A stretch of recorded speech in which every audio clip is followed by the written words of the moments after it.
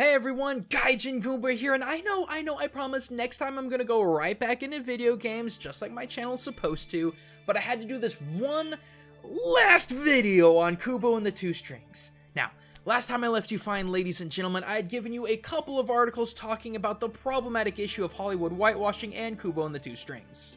The apparent issue on people's minds was basically, in a movie set in pre-industrial revolutionary Japan, why were so many voice actors white? I mean, apparently this movie just has barely any Asian, let alone Japanese voice actors. You know, like Kari Hiroyuki Takewa, George Takei, Alpha Takahashi, Laura Mio, Ken Takemoto, Miyane Noji, Aaron Aoki. Oh wait! But the level of cultural detail extends far and beyond a simple issue of voice acting. Kubo and the Two Strings has actually provided its audience with some of the most detailed peeks into Japanese culture without ever throwing in your face that so far I have yet to see anyone bother to mention. So it looks like I'm going to. And I'm down with that. So let's start with the setting. Not too far into this movie, we see that the village that Kubo performs in is gearing up for a festival to celebrate the return of the spirits of their ancestors, which actually becomes the climax theme of the movie. Highlights of the festival include the use of lanterns, dance performances, and the mass visiting of family graves. Now, while the average moviegoer may think it's something wholly unique to this movie's world, you would be mistaken. Without ever dropping a name, this movie's festival is without a doubt the Japanese holiday of Obon. A Buddhist holiday taking place on the week of August 15th. Oh, what a coincidence, that's exactly when this movie was released. Japanese families will travel to their hometowns and pretty much spend the entire week getting ready for the return of their family ancestors. While back in the old days straight up fires were used, nowadays people prefer lanterns called mukaebi or greeting fire placed at the homes of the returning spirits to help them find their way. Families would also place a special assortment of food and drink upon their family's altar called ozen, consisting of things like fruit, sweet confections, and green tea. Families would also pay a visit to the graves of their past members to not only pray, but to give their graves a good spick and span cleaning. Finally, just like in Kubo, families would place lit lanterns called okuribi or send-off fire in a nearby stream and let the waters carry them back to the afterlife, in a ritual called toro nagashi, or lantern flow. But just like in the movie, this holiday isn't all just somber and gloom, there's dancing! Not that kind of dancing! Bon odori to be specific. What started out as prayer symbolism for lost soldiers during the Genpei War has become one of the most beloved summer activities in Japan. I just wish it wasn't in August, and if you know Japan, you'll understand why. In fact, in Kubo and the Two Strings, if you listen closely enough, you will actually hear Tanko Bushi, or if you don't understand Moonspeak, the coal miner song, which is what you're hearing right now, and really, this is as stereotypically Obon as you can get. But you wanna know something even crazier? Because of how close this movie is to its Japanese roots, I can actually determine the exact location in Japan where this movie takes place. See, the Obon dancers we briefly see in Kubo wear colorful yukata and unique hats called amigasa, which are wholly unique to a specific Obon celebration dance called awa odori. What was once a Kamakura period harvest dance has turned into one of the biggest odori celebrations in all of Japan, pulling in 1.3 million spectators a year. And guess where this takes place? Tokushima, Japan. But is it really Tokushima, or am I just making things up for convenience? Well, let's take a look at this picture that's a pulled back view of Kubo's village, and this picture of the Tokushima landscape.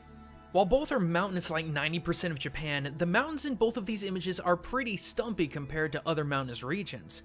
We also discover that Kubo's village borders on the forest of some of the thickest trees I've ever seen. Ichiu village in Tokushima Prefecture in parallel is known as the Land of Giant Trees, home to trees as old as 800 years and nearly 9 meters in circumference. But hey, if holidays and geographical locations aren't enough to sway you, let's talk monsters. Specifically, one of the most memorable monsters in Kubo and the Two Strings, I guess we never did learn its name. Giant sword-head skeleton? Regardless, this monster is a direct reference to the Japanese yokai known as Gasha Dokuro, or the Starving Skull.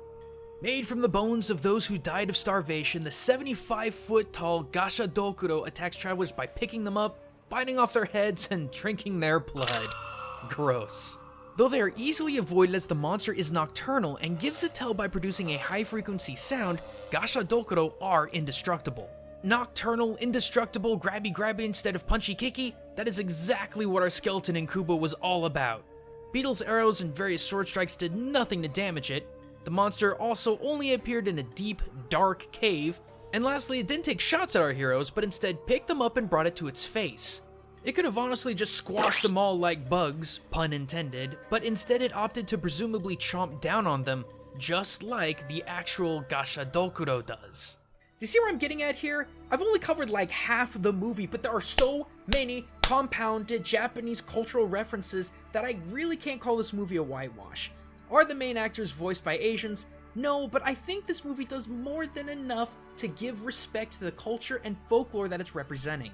You know another criticism I heard about this movie? I've actually heard people say that Kubo looked too anime. I know, right? This and this, not the same by any stretch. But I will say that if you like anime, you would love Kubo, just like I think you'd love lewd anime. Aside from being a massive supporter of my content, which allows me to keep making videos the way I want to, Loot Anime's monthly subscription gives you unique anime gear worth $60 to your front door for less than half the price. My Loot Anime box theme of Back to School came with an exclusive Assassination Classroom whiteboard, tentacles not included, an adorable Fruits Basket keychain, Digimon Adventure Tri-Print set, Danganronpa Tai, Persona 3 Manga Volume 1, and my favorite item, a Revolutionary Girl Utena bento box. And this month's theme of Demi-Human brings unique gear from One Punch Man, Bleach, Tokyo Ghoul, and Twin Stars Exorcists. So if you want to snag yourself some unique swag, head on over to lootcrate.com/Goombah3 and use the code Goombah3 at checkout to get 10% off your purchase. But don't delay because this deal ends on September 19th at 9 p.m. Pacific. And hey, if you don't believe what I said about Kubo and the Two Strings, go check out my buddy Hutch's video on the topic. Being Japanese himself and from Tokushima, he'll tell you the exact same thing, if not much, much more. Or if you missed my first video talking about Kubo and the Two Strings, click here to see how this movie could easily be a spiritual sequel to the Japanese folklore classic, The Tale of Princess Kaguya. And be sure to subscribe to stay up to date on all of my newest cultural theory videos. But until then everyone, this is Gaijin Goombah, signing out.